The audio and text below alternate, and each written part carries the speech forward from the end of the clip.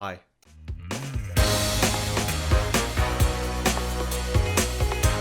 Yes, hello and welcome to a brand new video on the channel. Today we're playing a Would You Rather game. As we've done in the past, you pick between A or B. Usually very tough questions, but today, you know, we're gonna do it. We're gonna make sure that we have an answer every time. But before we get into that, as you notice, there's always this big, above the mouse, where the mouse is wiggling, there's always the empty space, and I thought, what can I put in there? And I ended up with this little cute idea. A bam.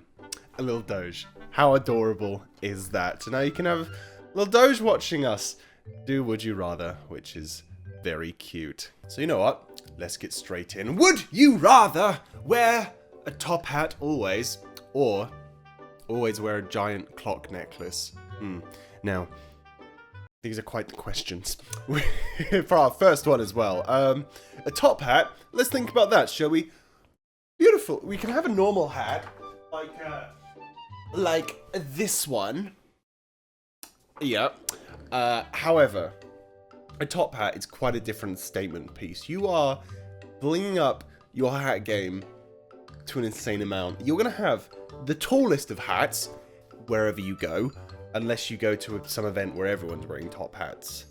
Then probably not. But it's big, it's tall, it's kind of fancy, but it doesn't go with everything. Then on the other side, we have the clock necklace. How big is the clock necklace? Probably, is it a full clock or is it a tiny little stopwatch? I'm gonna say full clock because that would be the best one. And of course, beats out a top hat, hands down. There's no competition, I don't think. I think a clock is great because you don't have to get your phone out your pocket to check the time. You just have a clock right there on your chair. You'd have to look into a mirror or be able to read the time upside down. So put the clock upside down. We've done it. Giant clock. 69% say wear a top hat. I mean, that's a good idea, but when it's up against a clock necklace, no way. What do you think, Mr. Doge? Okay, right, we have a new question. Live in Sao Paulo, Brazil, or live in New York, USA? Now, Sao Paulo, I haven't seen. I don't know what it looks like. Maybe I could look it up, but we must not. Today is Would You Rather questions only. No research allowed. From my brain. Okay, Brazil has trees. But so does New York. Oh no. Could we be in a bit of a problem here with these different choices? You know what, I'm gonna say New York because I don't know anything about Sao Paulo. It could be beautiful, amazing, lovely, but New York's gonna be the win for me there. 80% agree. That's a big amount. That's a big amount. So I guess Sao Paulo has a bit of pull. What's going on there? I don't know. New York, however, has Central Park and the Statue of Liberty. Right? Yeah, I need a book or something. I don't have a book.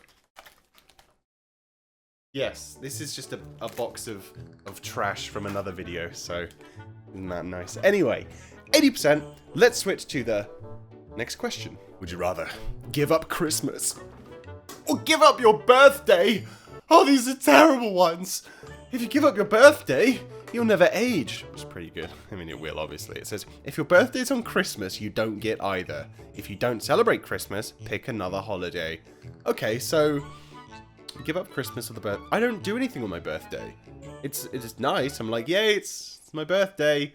But I don't do anything different. It's just a normal day. So I would definitely say give up my birthday. Because if I gave up Christmas, what would I do for the rest of the year? I would just live in perpetual sadness that there's never going to be a day where I can just lounge around in my pajamas, opening presents and watching people open presents I've given to them and having some turkey and some bacon and sausages. I can do this any day. Oh my gosh. Every day is now Christmas. So 60% said give up your birthday, which is, yeah, I think that's better. But 40% want to get rid of Christmas. Where's your holiday spirit? Would you rather burp confetti or fart glitter? Great question. Wonderful question. Burping confetti, I think, would be bit annoying, right? Then again, fart glitter. Okay, so burp confetti is fun. I guess you could pick your confetti. Let's just say I want the typical big coloured rectangles. No, I want the silver or gold ones, because when you're at a concert or an event or something and they start showering that down, you feel magnificent. You feel so special because everything's sparkly in the sky, and it's a lot for the brain, and it's super cool. But if it's any other confetti, it's kind of lame. And if you burp, you're probably doing it when you're maybe eating or drinking, most likely, so therefore it's going to get in the food and the drink. It's not the best. However, farting glitter, that wouldn't be good. You know, you wouldn't like see it unless you were naked. I don't know why you'd be naked and farting glitter all the time. Why would you do that? Otherwise, it's just going to get glitter in your underwear, which is terrible, because then it'll get glitter all down your legs and on your clothes and everything. Burp confetti, we take question analysis very seriously here. If it's a 50-50, we must make sure we know the best outcome, and that is the burp confetti at 56 big boy percents. Wow, it's pretty even, honestly. Okay, next question. Would you rather teach math or teach Spanish? I read those the wrong way around, but it doesn't matter. Which one would I do?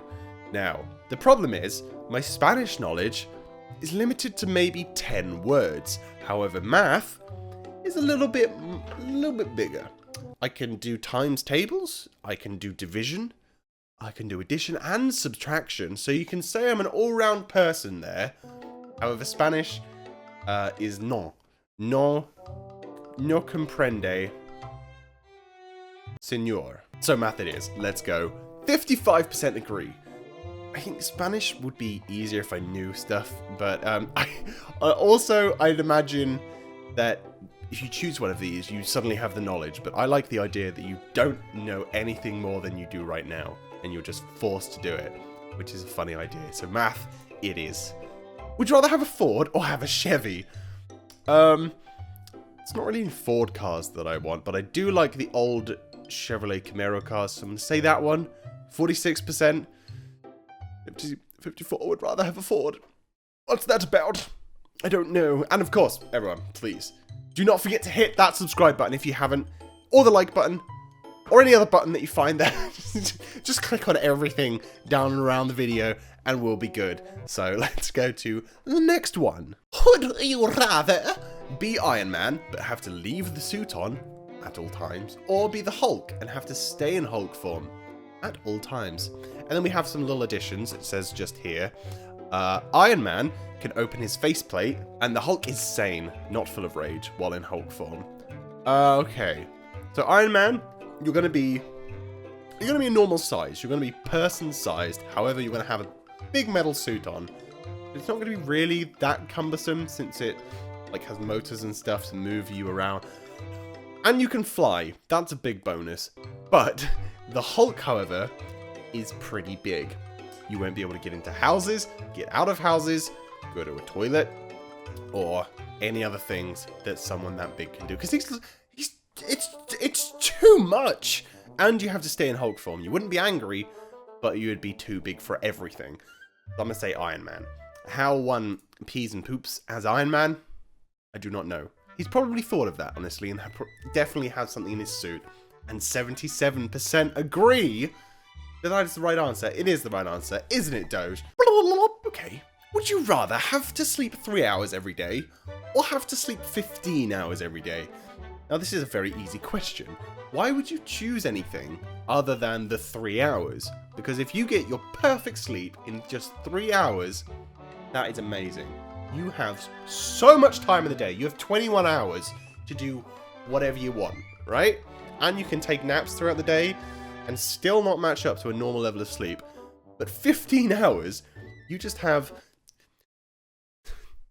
9 hours left to do things. There's no time. There's no time for anything. So 3 hours. If anyone has clicked this one, I'll be very surprised. It's half and half. Why is it half and half? I don't understand. Let's go to the next one. Would you rather get stung repeatedly by a Japanese hornet, or be bitten once by a black widow spider?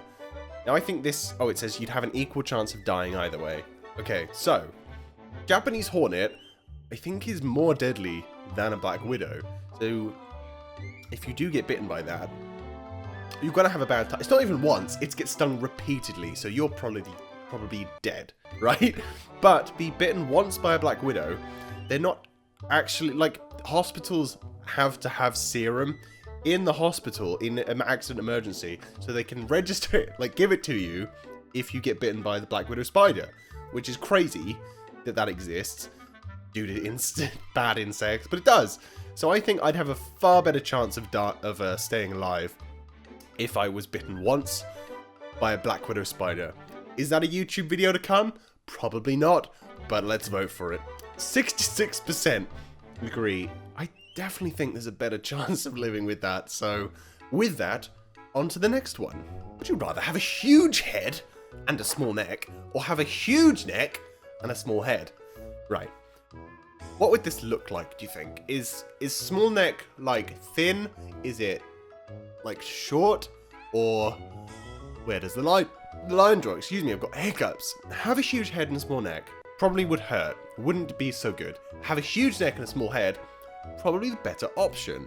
Whether you have as much mobility with your neck, I'm not sure. It doesn't say, but that's what I'm going to go for. Huge neck, small head. I definitely think that's better. I have a kind of long neck. You can't really see it in the video. I'm pretty sure I had a long neck. Okay, have a huge neck, small head. 33% agree. That's the wrong answer. Is it though? Now I'm rethinking it.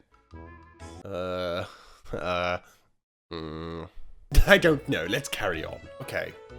Superhero time. Be Batman, or be Superman, or be movie. No, Batman or Superman. Age-old question. They made a film about it recently, didn't they? That I don't think did too well. But let's go and decide what we want. So Batman, he is rich. What else? He makes whatever he wants. Can go anywhere by a flight, a plane even, or be Superman. Kind of seems like the better answer there, right? Superman can fly, super strong, laser eyes, pretty much immortal. So that definitely seems like the one to go for. But Batman, no, Superman it is. 54 want to be Batman. That's a bit dangerous, but maybe, I guess, cool, but no one knows you're Batman. That's the thing. Same with Superman, I guess. He is Superman, or he's that news person. Well, you know, I think I was right. You know what? Let me know in the comments down below. Batman or Superman? Who would you be? I want to see these. I want to see them. Okay, and with that, we're going to go on to our final 3 questions. Yeah, here we go. Live in isolation or face your biggest fear once a month. Okay. Number 1, live in isolation. It says no one else with you. Probably go mad. Is it isolation where I can do things a bit? Or am I like in a small box? We don't know. However, the other side of the coin. Face your biggest fear once a month. Biggest fears of mine is probably deep water in the ocean. You know, really deep where you can't see underneath. Don't like that. Horrible to think about. Other stuff... Do I have any other big fears? Not fan of spiders much, or wasps. Get out of here with that. So probably live in isolation, but once a month. That's a thing. Fear immersion therapy. You get shown your fear in real. This is a real thing. You can get shown your fear, and the more you see it, the more you're like, oh, it's fine. So I'm gonna go with that because I think you can overcome.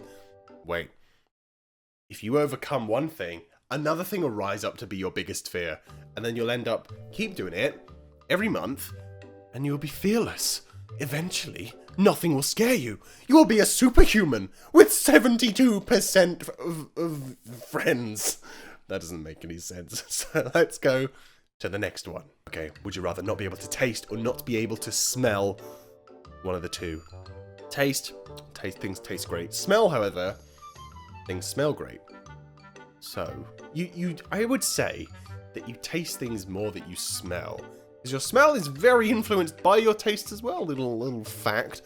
However, I'm definitely going to say not be able to smell, because I usually have like a blocked nose like every day, so that's me anyway. 76% agree. Yes. Congratulations. So now it's time for the final question. Are you prepared? Hey, it's another Batman question. Okay, we'll skip this one. Here it is. Here it is. It is the final question. It's the next one after the Batman one. I didn't cut it, didn't do anything weird. Eat nothing but ketchup for a week, or eat nothing but mustard for a week. Big ask, because me, not much of a fan of either of these by themselves. And I'd rather not have the ketchup, but mustard is kind of spicy, but ketchup is really sweet. Oh, it's for a week. I thought it was forever. Well, I wasn't paying attention. Okay. I will choose. Oh, I can't even do a pros and cons thing for this. I just have to choose one. Eat nothing but mustard. I'll go for that. I think mustard tastes far better than ketchup. There we go. 20%. I don't have many friends with this question, so that's going to wrap up today's video. If you enjoyed this, make sure to hit the like button, hit the subscribe if you haven't already, and check out alex-plays.com for these wonderful items right here. I'll see you next time. Bye.